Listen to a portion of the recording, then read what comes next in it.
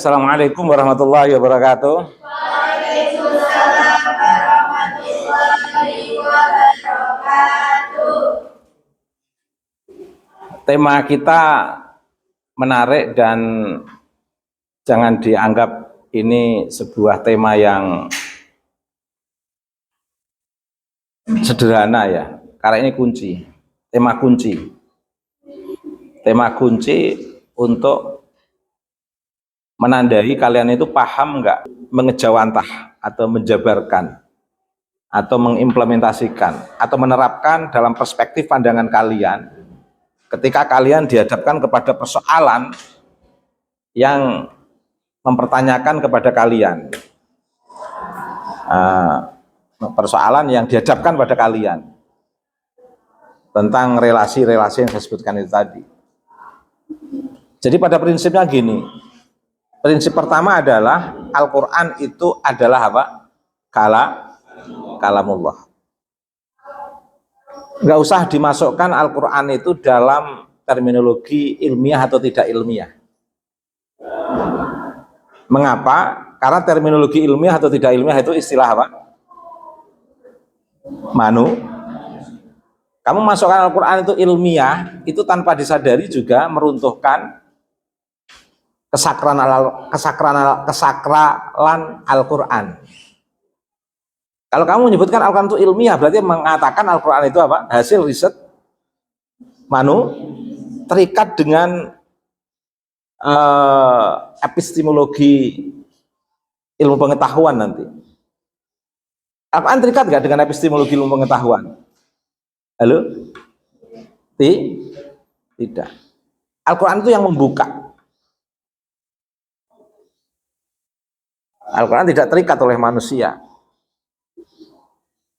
Al-Quran tidak dibatasi oleh epistemologi ilmu pengetahuan yang cenderung mengacu kepada hal-hal yang fisika. Sementara hidup ini itu hanya dibatasi ruang fisika atau ada ruang lain selain ruang fisika. Halo? Hidup ini ada ruang lain nggak selain kesemestaan dan kealaman ini? Yang disebut apa? Metafisika. Ada ruang lain. Hal-hal yang metafisik nggak bisa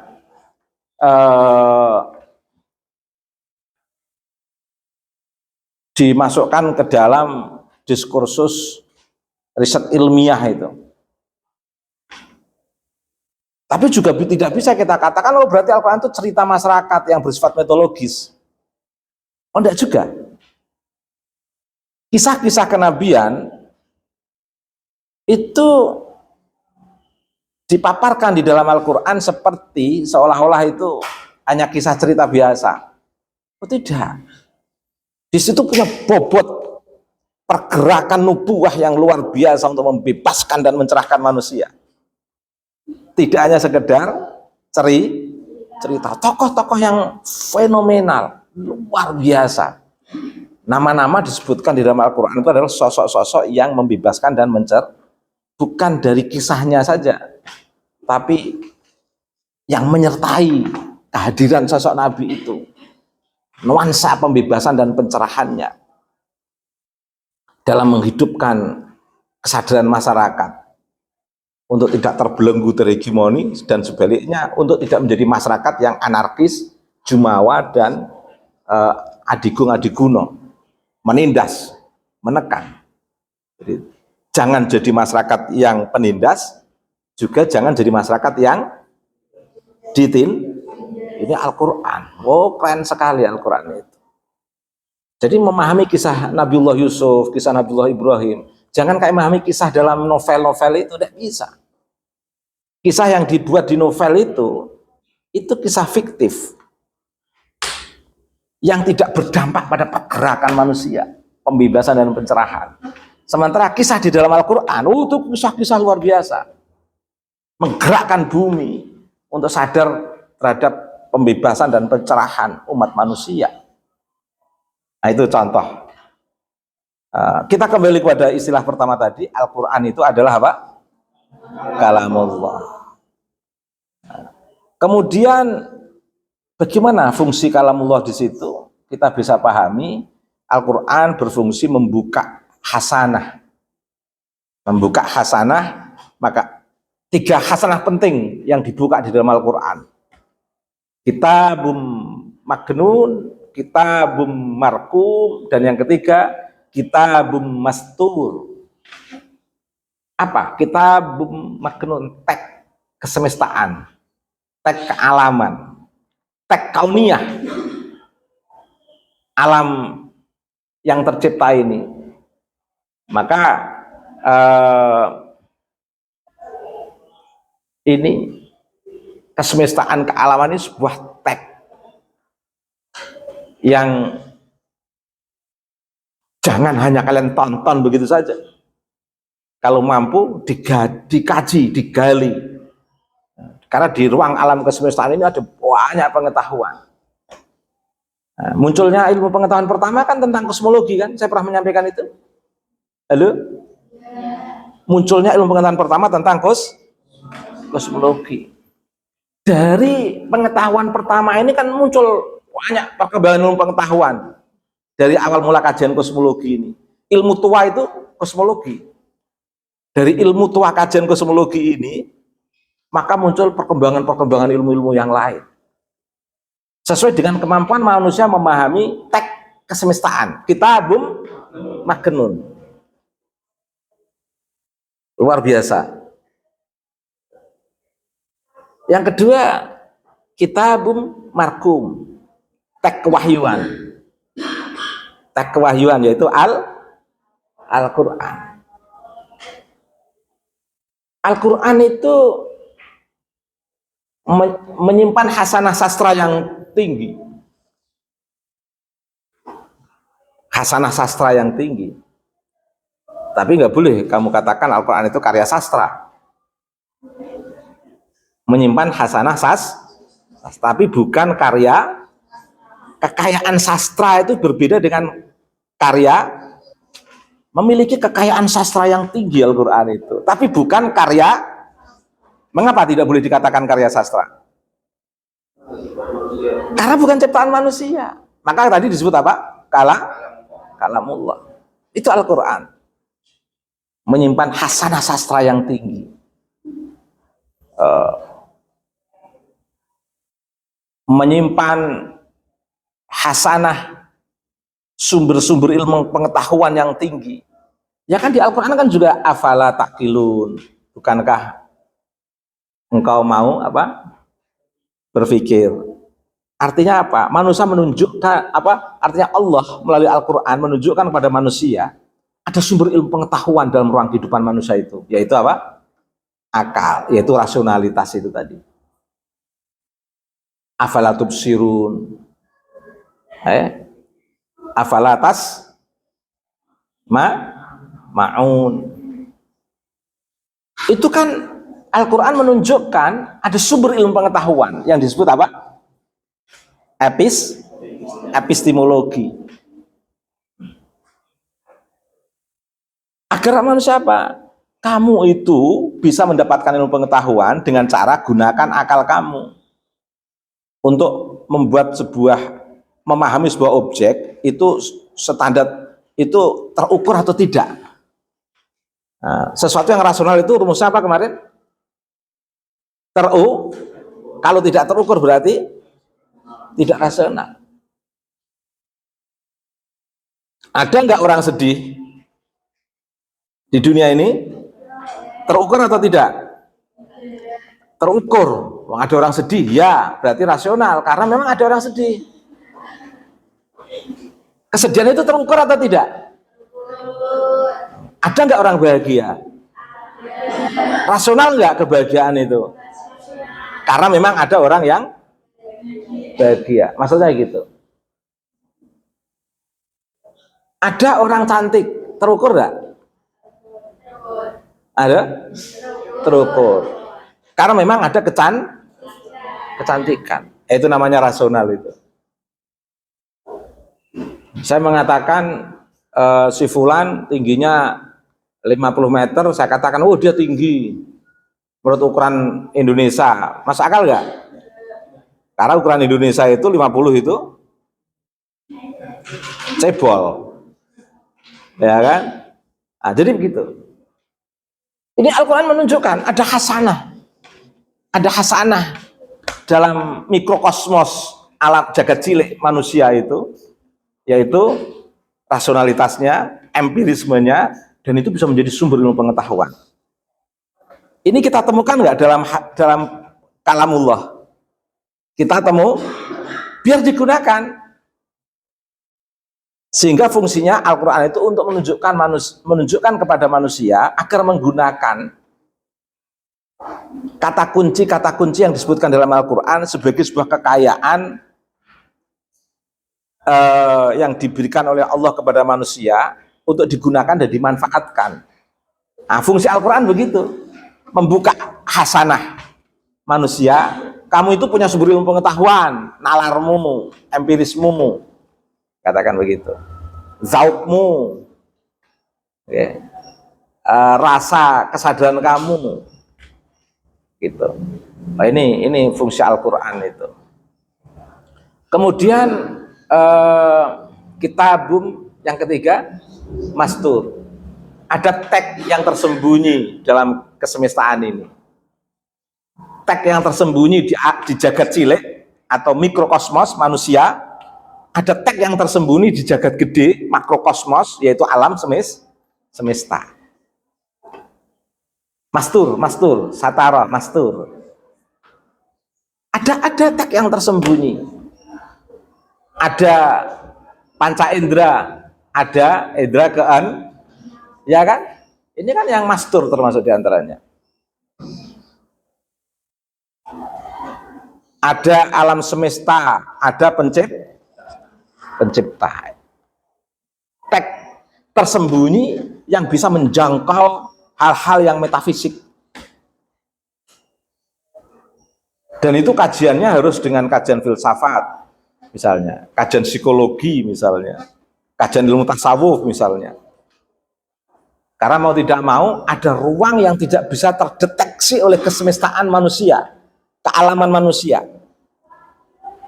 Tapi itu teks yang tidak bisa dipungkiri ada dalam ruang kesadaran manusia. Itu dibuka oleh Al-Quran. Nah, termasuk daya jangkau firasat manusia terhadap objek yang disaksikan dan dilihat. Kekuatan daya jangkau manusia membaca keadaan,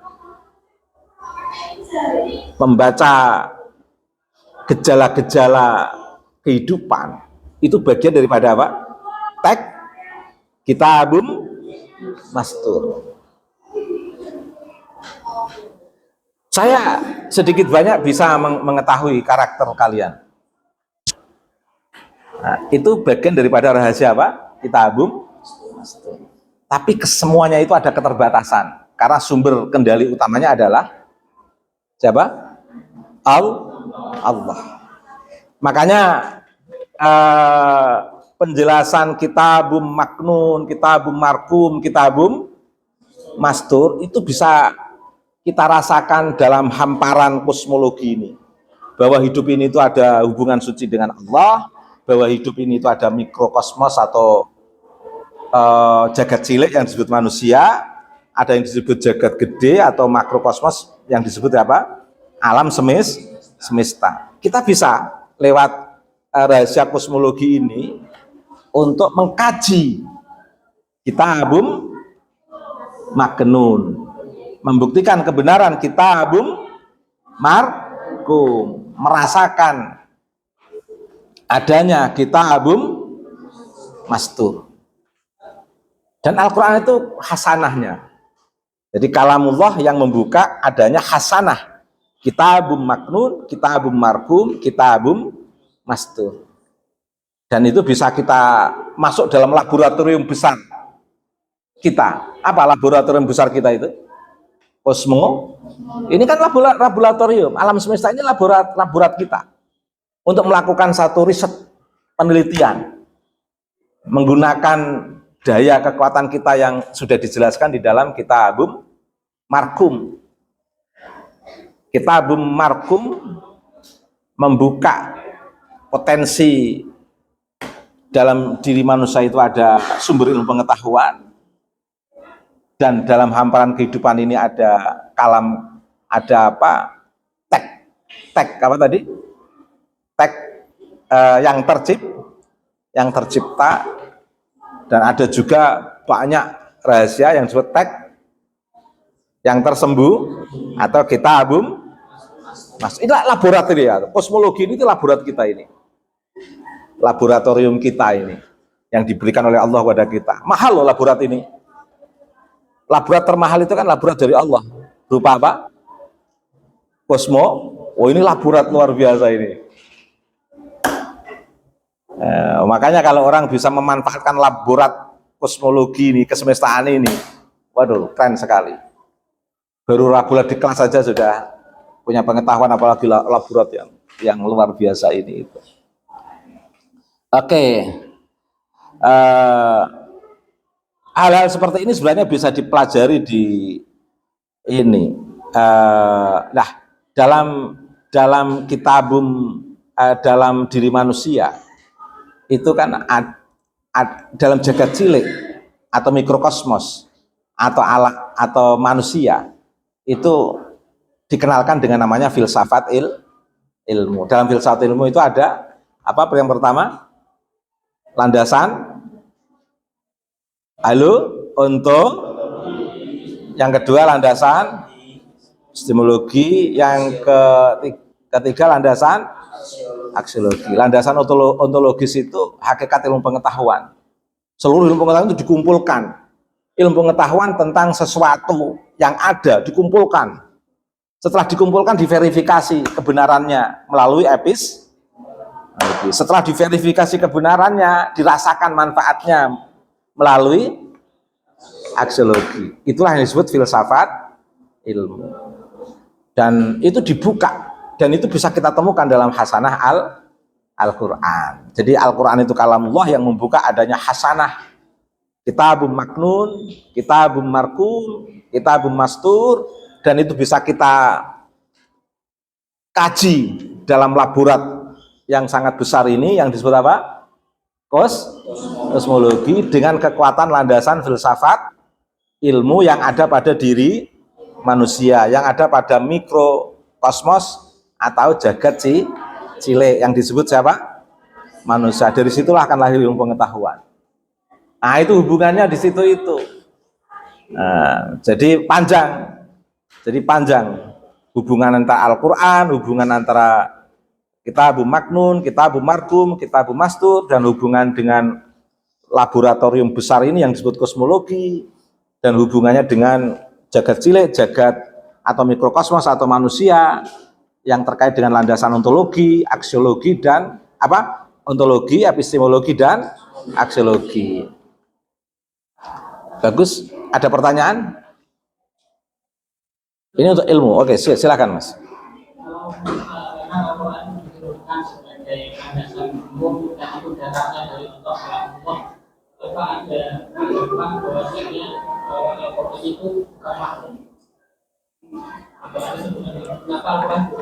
Ya, kalau Al-Quran masuk dalam kategori makhluk, nanti masuk dalam wilayah kosmologi nanti, Mas. Iya kan? Kalau Al-Quran disebut makhluk, berarti Al-Quran masuk ke kawasan masuk ke kawasan kesemestaan. Sementara Al-Quran itu adalah kumpulan nilai kalamullah. Kalau kalamullah dikatakan makhluk, berarti Allah juga makhluk dong. Padahal Allah itu bukan. Paham nggak? Kalau ucapannya kategori makhluk, berarti yang mengucapkan juga, yang mengucapkan berarti Allah nanti dikatakan makhluk dong nanti. Itulah mengapa Al-Quran tidak kita katakan sebagai makhluk. Nanti kita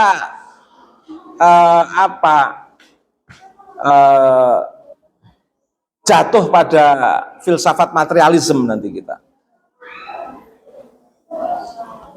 Makanya kita harus konsisten mengatakan Al-Quran adalah kalamullah, kan berisi dengan nilai-nilai yang memuat tentang hasanah.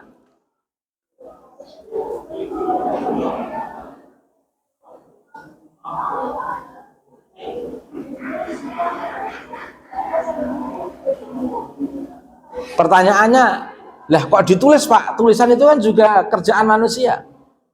Bertanya begitu nggak kalian? Halo? Kan sudah lewat Nabi Muhammad. Itu sudah melalui proses kewahyuan yang diterima oleh Nabi Muhammad.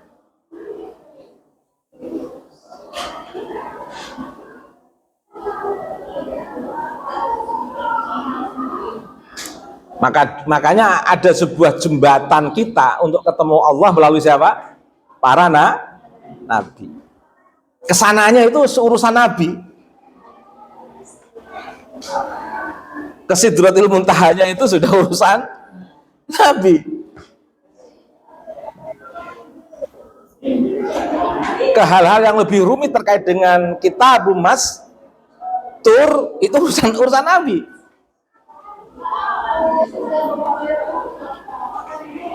Ini ilmu yang sedalam ini kalau nggak kamu pahami, boheman banget ini. Paham nggak kalian?